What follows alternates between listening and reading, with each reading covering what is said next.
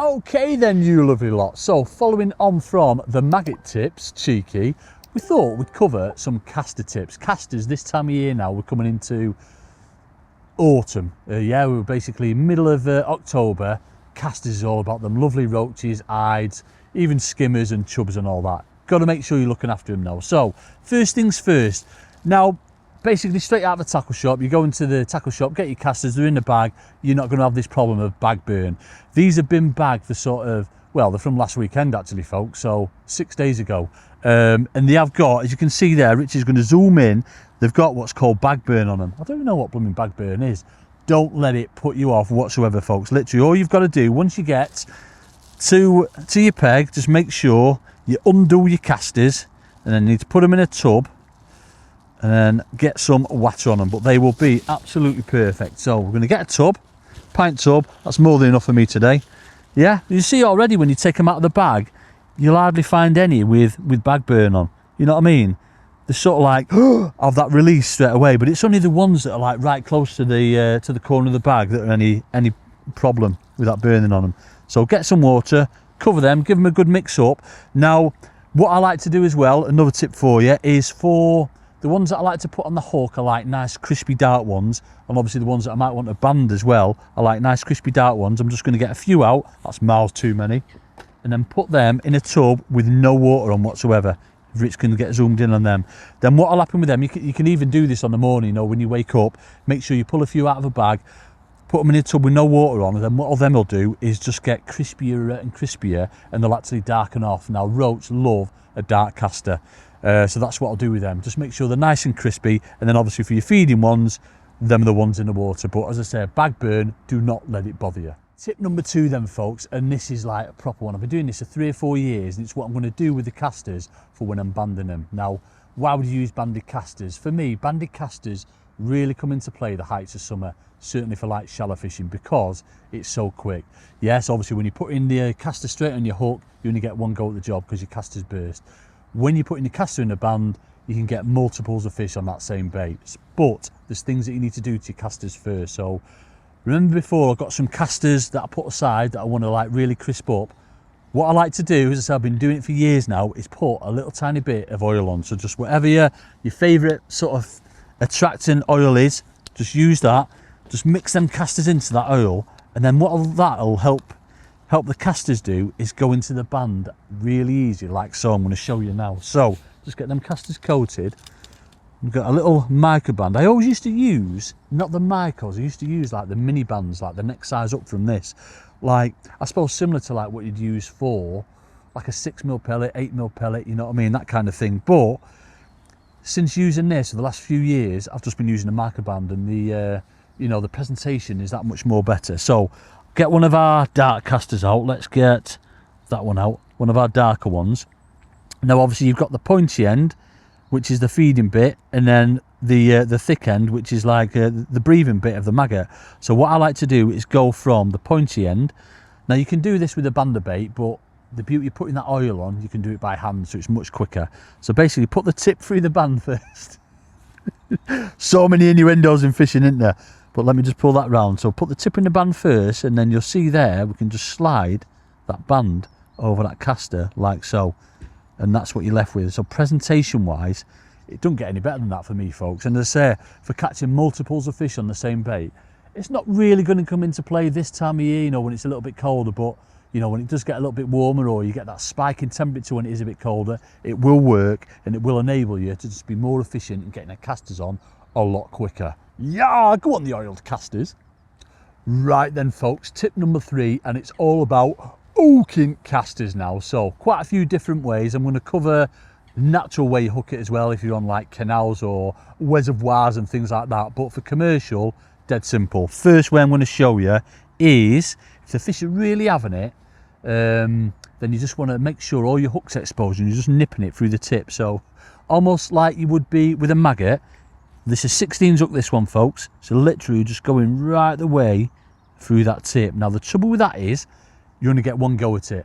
You wouldn't necessarily fish shallow with that. That's why we go on the banded one. But fishing on the bottom, when you're waiting for them bites, or they're taking it, as soon as it settles, that's how I hook a single caster.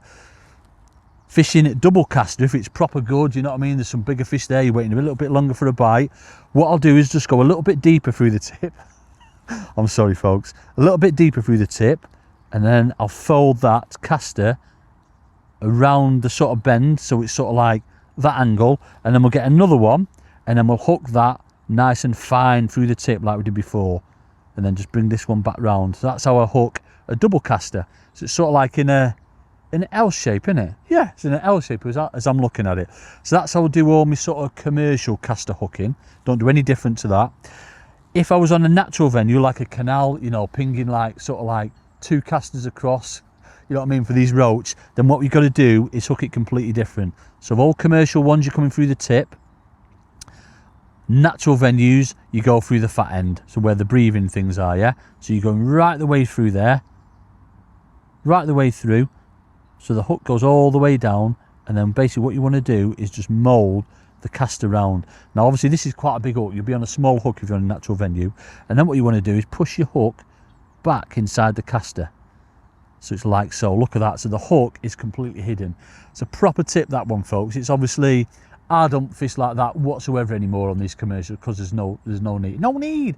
But on natural venues, certainly canals where it's really hard, that 100% will catch you more fish.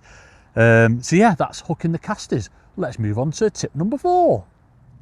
Right then folks, tip number 4, and this one's all about alternative hook baits. Obviously, casters wise, probably my favourite bait in the whole wide world to feed, but I'm going to say it's pretty rare I'd use casters other than this time of year. So this is more so for, in fact, we'll go through them actually. First one's first, and that is going to be the old banded red pellet.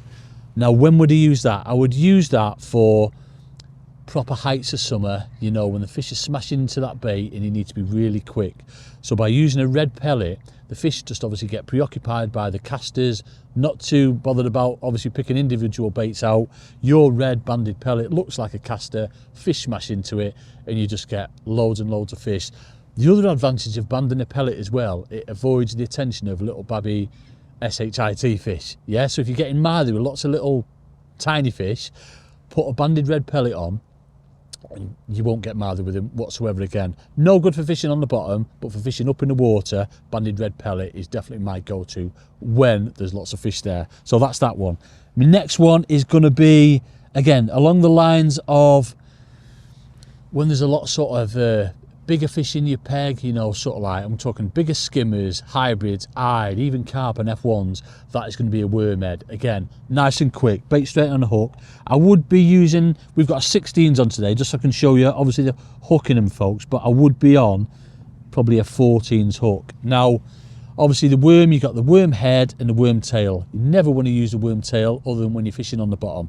Literally all we want to do is sort of mimic a caster or even a pellet. So we just want like a little pea-sized bit of worm. So basically squeeze the worm out, and I'm going to sort of like go 2 mil down that worm, hook it right through the middle, and make sure the worm head is bending. It's resting in the bend of the hook.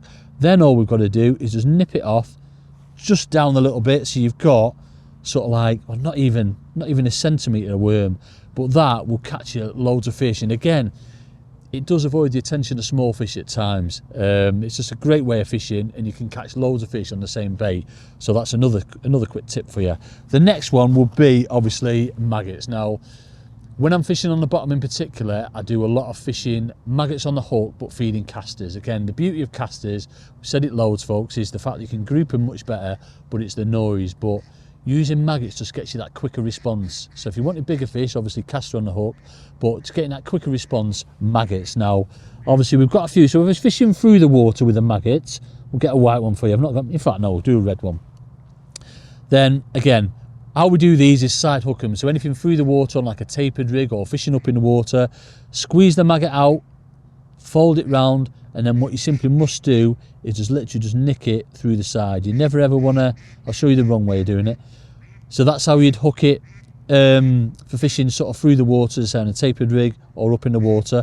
What you don't want to do when you're side hooking it is just getting your maggot and then just hooking it right through the side that way, because you've got the wrong angle on your hook. Yeah, sort of like that false T, whereas you're hooking it the other way, your hook is following your maggot. Other than that, obviously double maggots on it, but them 3 tips there with the hook baits and changing them, and when situations you'd use them, it will catch you a lot more fish. Don't just think you're feeding casters, you've got to fish the same bait. You don't, folks. The beauty of casters, I say, is the noise, the attraction, use different baits on the hook. Tip number 5 then, folks. Now, we all know how much casters are, you know, proper expensive. So what I want to do at the end of the session, I'll go around asking loads of people, have you got any casters? Have you got any casters? And what I'll do, you know, to preserve them, they'll last for flipping ages this time of year, you know what I mean? As long as you're keeping them somewhere cool, cold, dark, they will last for absolutely ages. What you want to do when you've got all your casters, make sure you put them in a bucket, and you'll have 100%, you're going to have lots of floaters like we've got in here, yeah? There's some dead skins and that as well, but there will be some floating casters. So what we want to do, and I'll do this sort of like 3 or 4 times, but I'm only going to do it once a day for you. I'm just going to pour that water away. You can see obviously all the floaters, they will leave with the water. Yeah, so majority of them have gone now. We're still getting the odd, we're getting the odd like what sinky one there as well. So once all the floaters have gone, do that, as I said, 2 or 3 times. But what I'm going to do today, folks, is just put them in a 4mm riddle, get rid of all that water. But as I said, do that a few times. Now, the best thing to use for casters is a black bin bag. 100% the bestest thing in your wide world. So we've got, I'm going to say we've got sort of like a good 5 or 6 pints of casters there. That'll do us for the next few weeks easy. So make sure all them casters going in a bag. And then what we've got to do with these is make sure all the air's out. Yeah, so come down here, make sure you give that a trap. Keep loosing with your left hand, squeezing with your right hand, make sure it's all trapped, and then give them a big twist like that so no more air can get in. Now, what I don't want to do is leave them like that for any amount of time. They'll last for sort of like a day or 2, but what you'll have to do every day ideally, but a couple of days, just go back into the garage, let them get all that air again, and then just give them a little bit of a drink. Just do exactly the same again. Put them back into a bowl, put loads of water on, and then just get rid of the floaty ones again. Again, take all that air out, twist them up again, and then just put them back into somewhere cool and dark. Ideally a bait fridge, folks, yeah? But cold, bottom floor of the shed, somewhere cold, somewhere dark, where obviously nothing can get to them or anything like that, and they'll last ages. I've had them weeks and weeks. Obviously, Jamie showed you that tip with the plastic bottle as well. You know, nothing wrong with that.